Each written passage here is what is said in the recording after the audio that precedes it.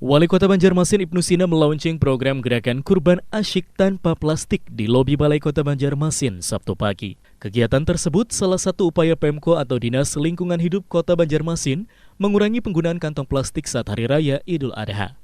Dalam program ini Pemko melalui DLH juga membagikan sekitar 1.800 bakul purun untuk 21 masjid di Banjarmasin.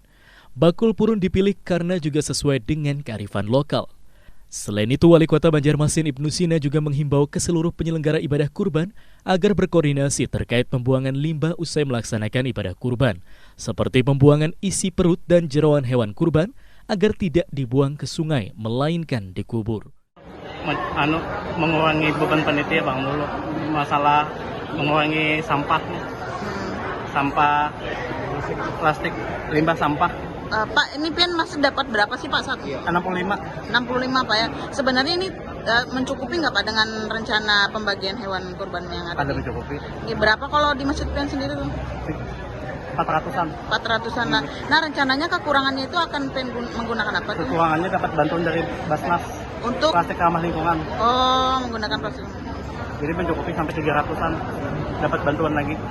Kurang harapnya kalau kayak bakul kayak ini sendiri kayak atau mungkin hanya malah harus lebih banyak lagi kan atau kayak apa? Kalau bisa lebih banyak lagi, Pak. Minimal 100, 150. Artinya bukan hanya sekedar himbauan lah. Ini bukan hanya himbauan, bila perlu ditambah lagi plastik ramah lingkungan. Ini takutannya nih kalau ada yang memakai kena plastik limbah yang hitam. Tapi pian sebagai pengurus masjid juga mendukung gerakan ini?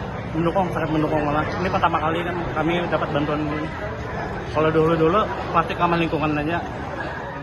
Kami berharap Perwali nomor 18 tahun 2016 ini tetap diberlakukan sehingga masjid, langgar, musola yang melaksanakan ibadah kurban di Kota Banjarmasin kita himbau, dan 21 masjid tadi perwakilan untuk hadir di sini untuk menerima bakul purun dari pemerintah Kota Banjarmasin, kurang lebih hampir 1.800-an. Bakul purun kita distribusikan sehingga kemudian ini bisa dimanfaatkan oleh warga, oleh panitia kurban untuk mendistribusikan ke daging kurban ini ke masyarakat atau jemaah di sekitarnya. Dan kami juga menghimbau agar panitia kurban sebaiknya berkoordinasi dengan Dinas LH supaya ada prosedur ketika penyembelihan hewan kurban itu terkait dengan nanti buangannya, limbahnya, baik dalam bentuk darah kurban atau jeroan atau potongan-potongan daging lainnya itu dikubur. Jangan sampai nanti dibuang ke sungai yang menimbulkan limbah berbulan-bulan baru terurai, dan itu sangat mengganggu kebersihan sungai-sungai kita. Pengurangan sampah plastik ini kami akan berusaha semua masjid khususnya akan tercover untuk pengurangan sampah plastik ini. Jadi ini untuk tahun ini hanya 21 masjid yang kami bisa, dan kedepannya kita akan data bersama kantor Departemen Agama untuk mendata masjid musola yang melakukan korban di tahun akan datang. Pak, kekurangannya sendiri itu pakai apa, Pak? Ini kan sifatnya masih himbauan dan menghidupkan atau masyarakat supaya bisa mandiri.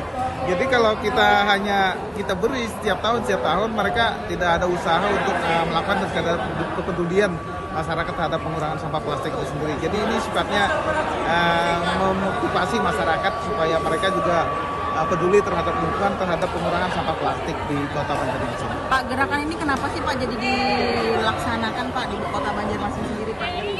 Gerakan ini dikenakan kan selain sudah ada dari peraturan daerah tentang pengurangan sampah plastik atau kantong plastik di Kota Banjarmasin, juga didukung oleh Kementerian Lingkungan Hidup yang mulai 2020 untuk pengurangan sampah plastik ini.